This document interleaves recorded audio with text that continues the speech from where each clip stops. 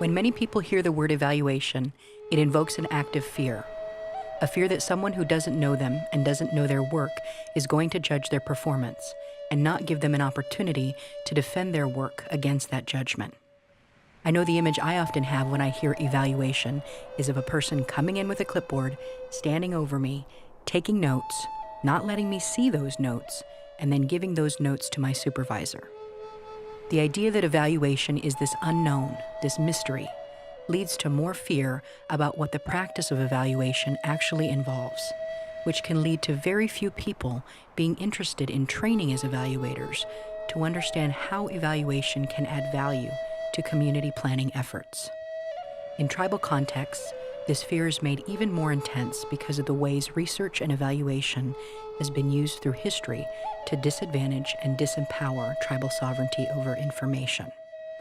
This history cannot be erased and will not be forgotten, but we can write a new narrative for ourselves about how we understand and use evaluation to strengthen our children, our families, and our communities in the future. This includes redefining our concept of rigor and investing in growing our own, developing evaluation practice from within our own communities. A work group was formed to consider how we should review the past to allow us to move forward, given the difficult history of evaluation and research in our communities. It included representatives from different agencies and perspectives, including tribal child welfare programs, evaluators with extensive experience in tribal contexts, university researchers working with American Indian and Alaska Native populations, technical assistance providers, and federal program partners from the Children's Bureau and other agencies within the Administration for Children and Families. This group engaged in a respectful and thoughtful dialogue of the history of research and evaluation in tribal contexts and the need for fundamental change in the way evaluation is practiced. As a result, the group chose to focus on promoting capacity in tribal evaluation and encouraging evaluation practice that is both culturally and scientifically rigorous. Work group discussions and brainstorming generated a roadmap for co-creating collaborative and effective evaluation to improve tribal child welfare programs. This roadmap provides a guide for promoting capacity in the tribal evaluation community and charts a course for building a new narrative in tribal evaluation. In order to understand how to move forward with evaluation practice, we must acknowledge how history has shaped current evaluation practice. There are two themes that emerge. Indigenous worldviews have been undervalued, and intergenerational trauma has had a devastating impact on our communities. Western-based evaluation activities have generally been imposed on us from the dominant culture and use standard Western approaches.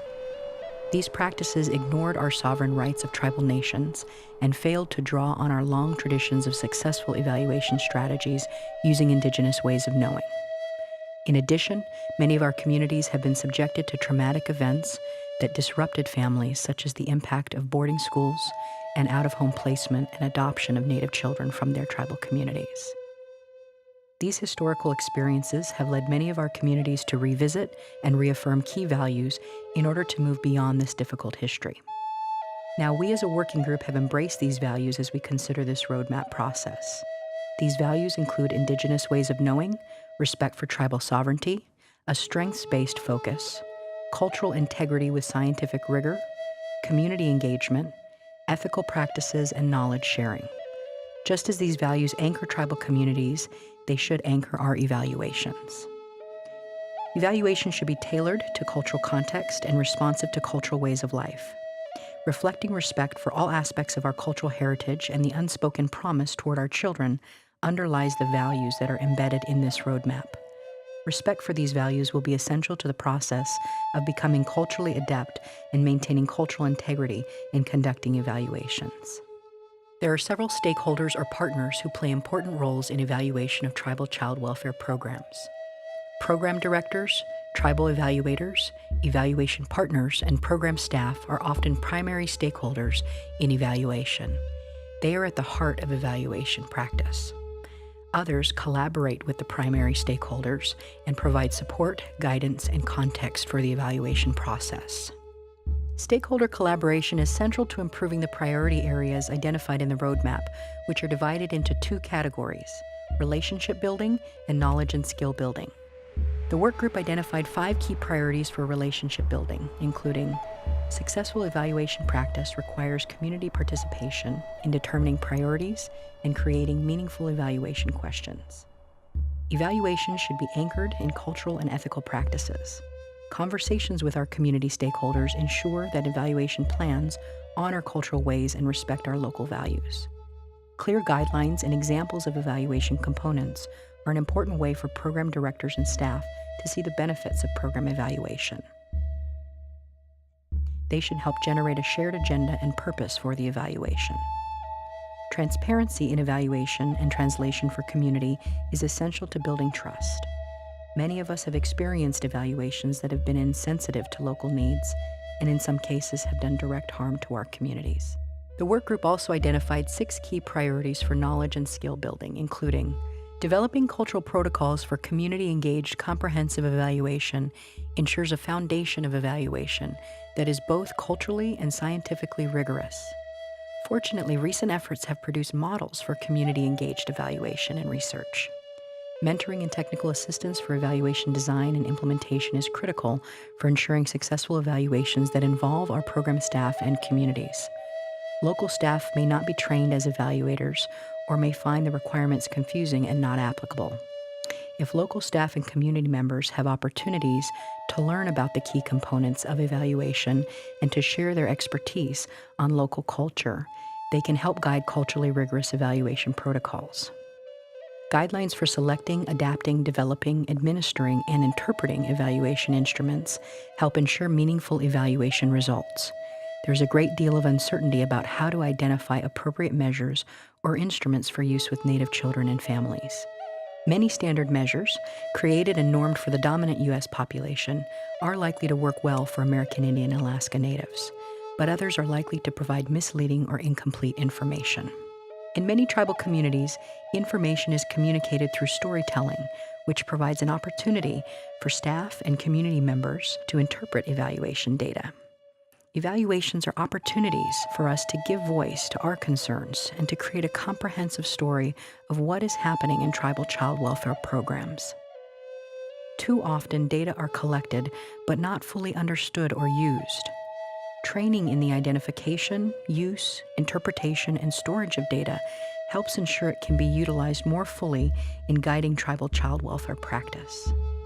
It's common in most tribal communities for multiple data collection efforts to be underway with limited coordination between the efforts. Consolidation and coordination of data across community programs will help to provide complete information and reduce duplication of efforts.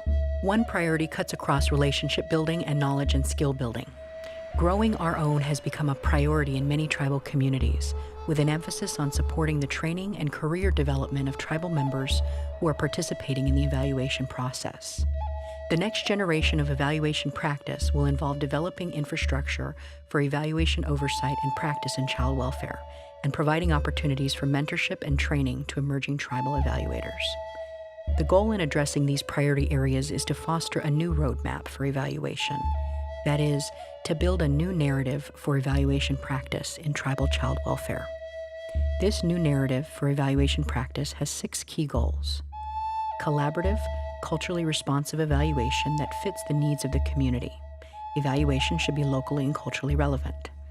Evaluation should promote system improvement by providing information about how to better serve our children and families. Evaluation should also be guided by local questions, data, and insight. This process is challenging. However, the roadmap supports the ability of the local staff to formulate what questions to ask and what kinds of information they need to consider for program improvement to drive evaluation plans. Meaningful analysis that is firmly rooted in local questions allows evaluators to identify anticipated outcomes, select or create sensitive measures to those outcomes, and design an evaluation plan that allows clear comparison of the effects of cultural adaptation on those outcomes. Bidirectional and reciprocal learning is inherent in this process of creating a new narrative. For example, program directors should have opportunities to learn about the evaluation process and to participate in and inform local evaluations. American Indian and Alaska Native communities should have the best blend of experiences and evaluation skills that support the process that is sensitive to cultural context and committed to scientific principles. It may be helpful to compare the old method of evaluation practice to the new narrative and what we hope to accomplish. In the old narrative or the old method, program directors had little input and scientific experts directed evaluations in tribal communities. In the new narrative, programs rely on their own training in scientific methods and their own cultural expertise to partner with evaluators who are more sensitive to tribal contexts. Together, they create team-led evaluations built on mutual power and respect. As another example, in the old narrative, reports were created in scientific language that was inaccessible and lacked relevance to tribal communities. In the new narrative, evaluation narratives are created to tell the stories of program outcomes to our tribal governments and communities in language that is clear and easy to understand. And finally, in the old narrative, conclusions were generated by outside evaluators who interpreted data out of context, did not recognize our history of trauma or oppression, and had little or no input from our local cultural experts. In the new narrative, conclusions are firmly grounded in our cultural context, with program staff, cultural experts, and others in our communities engaged in interpreting findings and invested in child well-being. The roadmap provides a means for moving beyond a difficult history of fear and distrust in the evaluation process and highlights how building relationships, knowledge, and skills can create a new narrative for evaluation in our communities.